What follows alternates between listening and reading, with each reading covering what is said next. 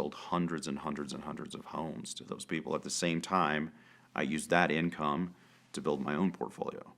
And I just kept doing that. I've been doing that since 2005, helping people purchase investment properties that are managed for them professionally and produce this cash flow that I learned that was a really good thing to help busy professionals do that on their own, because it's hard for them to do it. That's because it's not their business. So are you providing capital for them to do this, or No, so just like my business produces the capital for me to invest in my own, a dentist or a dock worker or whatever it is that a person does for a living, they produce their income, they save it, they buy investment properties with it, just like I'm doing. So it's the exact same thing. They do their business, I do my business. It just happens to be that my business helps them in the pursuit of these rental properties.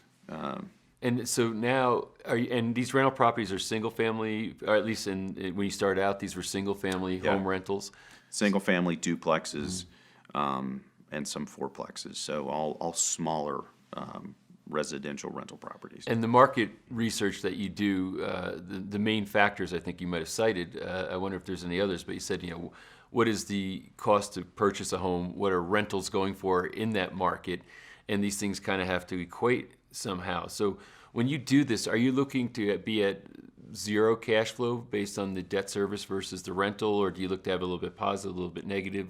What's your calculus on it? No, the game is to have absolutely as much rental income as you can above all of your expenses, right? So principal, interest, taxes, insurance, homeowners association dues, and then the big ones that most people, those are all the ones that you can clearly see what those are going to be, right? You know what your payment's going to be, you know what your insurance is going to be, you know all these costs, those are hard costs. Right.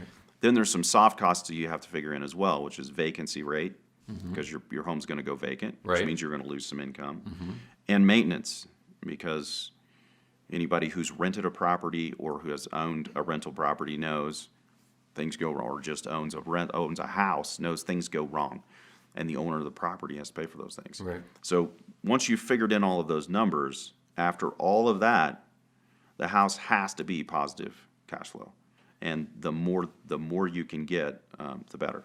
Do you have sort of a standard for what you allot for vacancies and for maintenance?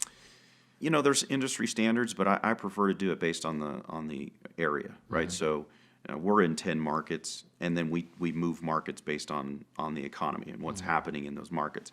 Each one of those markets has different characteristics, and you could even take Kansas City, for instance, as a macro. You could also do micro inside of there as well. Right. In the Northland of Kansas City, there's a different vacancy rate than there is in inner city Kansas City, which is different from the east and the west, all of that stuff. And we prefer to run numbers based on actual data from our property management companies to say this is the exact, for the last year, this is what the vacancy rate is. How much does that fluctuate with the time? It's all over the place, Yeah. especially with the markets. Because the vacancy rate after 2008, after the crash in Detroit, was above 50%. Wow. It was insane. When that kind of stuff happens, people in your business probably tank, I'd imagine. Yeah, and that's one of the rules. You don't buy in a one-horse town. The horse in Detroit was the auto industry, and when the horse got sick, well, the market followed, right?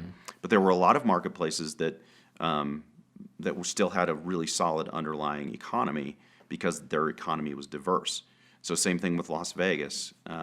Las Vegas is really good when it's really good, and then when the economy starts to go down, Vegas is built on companies and people going there to spend money, and when there's less money, less people go there.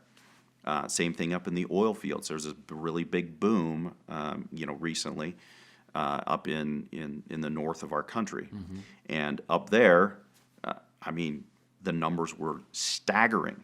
They were staggering. Except for there's only one thing up there, and it's oil. So if the oil market gets hit, it affects everything that goes on up there.